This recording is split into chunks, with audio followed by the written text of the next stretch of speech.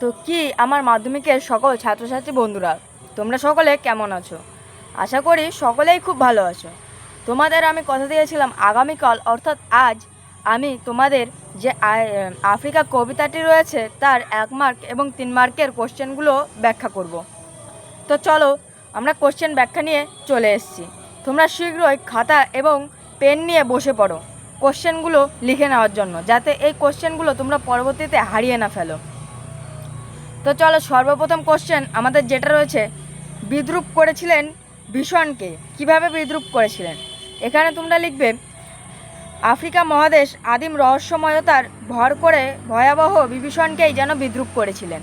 তো এটাই এখানে অ্যান্সার হবে। পরবর্তী কোশ্চেন হচ্ছে কালো ঘোমটার নিচে কী ছিল?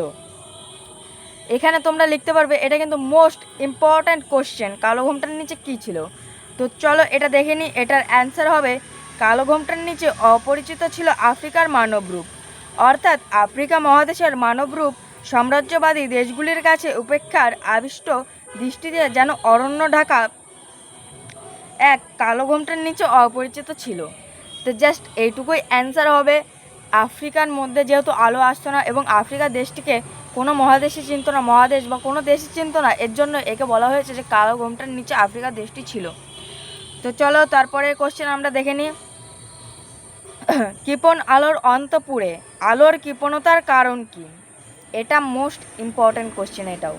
তো চলো আমরা অ্যান্সারটা দেখে নিই। আফ্রিকা মহাদেশ ঘন নিবিড় অরণ্যে ঢাকা, যেন সূর্যের আলো প্রবেশ করতে পারে না। কৃপণ শব্দের অর্থাৎ ব্যয়কুণ্ঠ, অর্থাৎ নিবিড় অরণ্যটিতে ঢাকা আফ্রিকা মহাদেশ দেশে আলো প্রবেশ করতে পারে না, অন্ধকারে ঢাকা, তাই আলোকে কৃপণ বলা হয়েছে। এর অর্থ হলো আফ্রিকা যে জঙ্গলটা রয়েছে সেই জঙ্গলের মধ্যে সূর্যের আলো একদমই ঢুকতে পারে না, এর জন্যই বলা হয়েছে যে সেখানে আলো কৃপণ। তো দেখিনি তারপরে কোশ্চেন, ওরা এলো লোহার হাতকড়ি নিয়ে, ওরা কারা? অথবা ওরা এলো লোহার হাতকড়ি নিয়ে, কারা লোহার হাতকড়ি নিয়ে এলো?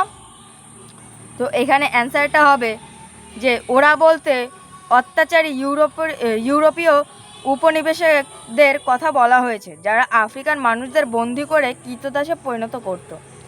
এখানে বলা হয়েছে যে ইউরোপীয় যেই উপনিবেশিকতা রয়েছে তারা আফ্রিকান মানুষদেরকে ধরে নিয়ে তাদের দিয়ে কাজকর্ম করাতো, তাদের সেবা করাতো, এর জন্য এখানে এই কথাই বলা হয়েছে।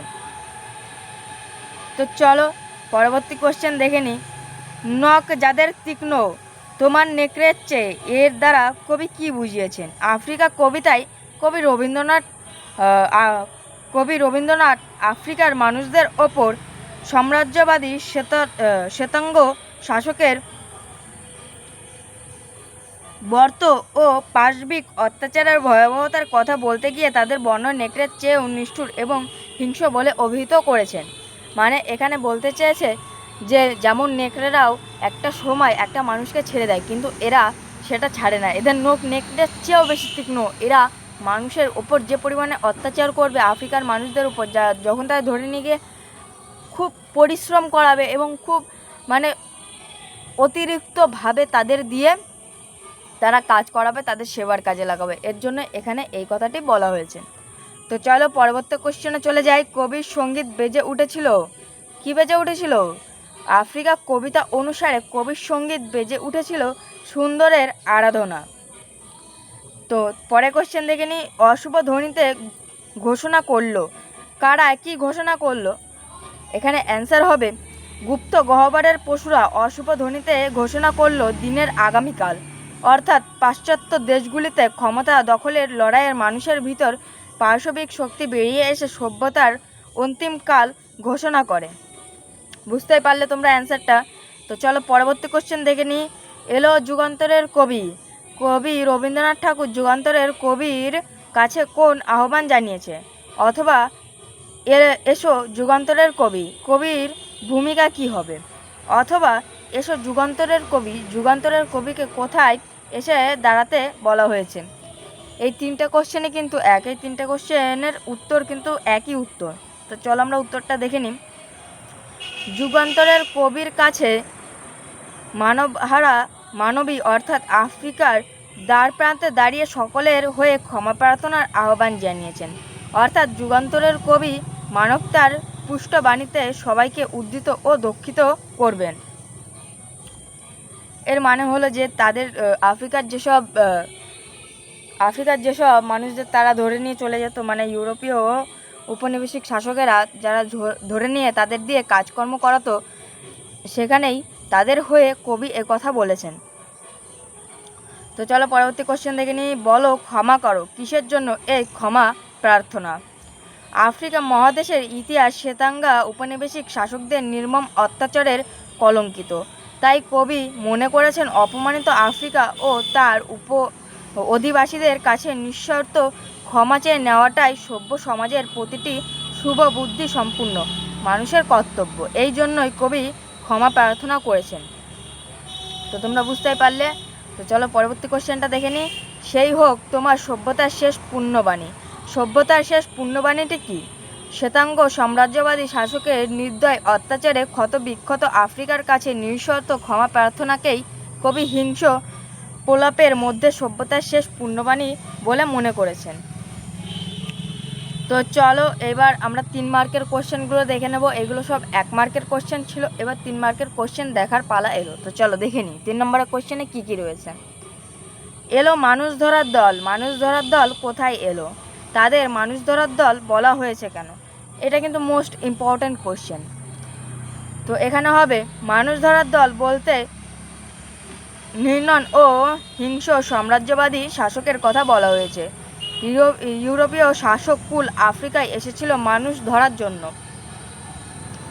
তারপর কোশ্চেনে যেটা ছিল সেটা দেখে নিই। তারপর কোশ্চেন ছিল যে তাদের মানুষ ধরার দল কেন বলা হয়েছে আর কি। তো চলো দেখে নিই কেন বলা হয়েছে। শ্বেতাঙ্গ উপনিবেশিক শক্তির লাঞ্ছনা এবং নির্তন্তে আফ্রিকার বন জঙ্গল বরাবর রক্তাক্ত হয়েছিল। তাদের নির্বিচার খুন ও হত্যার নিশ্চিতই তারা হয়ে উঠেছিল বন্য নেকড়ের চেয়েও হিংস্র এবং কয়দত অবখরী। এই তথাকথিত সভ্যতা ছিল দাস ব্যবসায়ী। কবির মতে নিহিত মানুষের পণ্য হিসেবে কেনাবেচা করা মিথ্যে গর্ব কিংবা অর্ধমিকা আসলে তাদের সভ্য অমানবিকতার প্রকাশ। ইউরোপীয় শাসককুলের বর্ব লোভের এই ঘৃণ্য করুণ ইতিহাসটাই কখনো এলো ওরা লোহার হাত করে নিয়ে কিংবা এলো মানুষ ধরার দল শব্দের মাধ্যমে প্রকাশিত হয়েছে। তো তোমরা বুঝতেই পারলে অ্যান্সারটা এইটাই হবে। তো চলো আর একটা কোশ্চেন আসে আমাদের 3 মার্কের।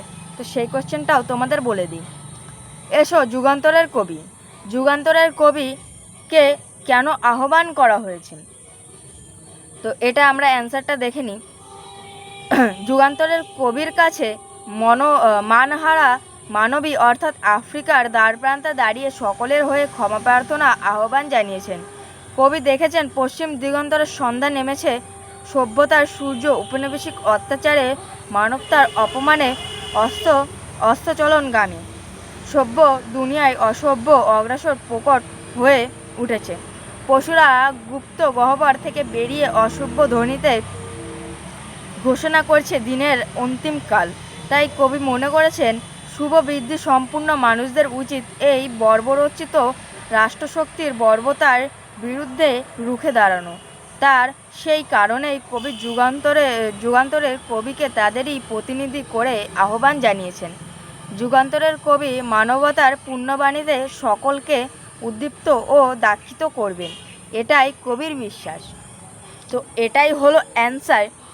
এই অ্যান্সারটা আমি তোমাদের একটা কথাই বলবো যে আমি 3 মার্কের যেই দুটো কোশ্চেন দিয়েছি সেই দুটো কোশ্চেন কিন্তু মোস্ট ইম্পর্ট্যান্ট। এই দুটো কোশ্চেন তোমাকে ভালো করে বুঝতে হবে এবং পরীক্ষায় এই দুটো কোশ্চেন কিন্তু আসতে পারে আফ্রিকার থেকে। তো চলো ভিডিওটা আর বেশি বাড়াবো না, ভিডিওটা এইটুকুই। যদি ভালো লাগে তো অবশ্যই লাইক কমেন্ট শেয়ার এবং সাবস্ক্রাইব করতে ভুলবে না এরকম পরের ভিডিও আরও পাওয়ার জন্য। তো চলো তোমাদের সঙ্গে দেখা হচ্ছে অন্য কোনো মাধ্যমিকের পড়া নিয়ে। তো চলো টাটা, বাই বাই।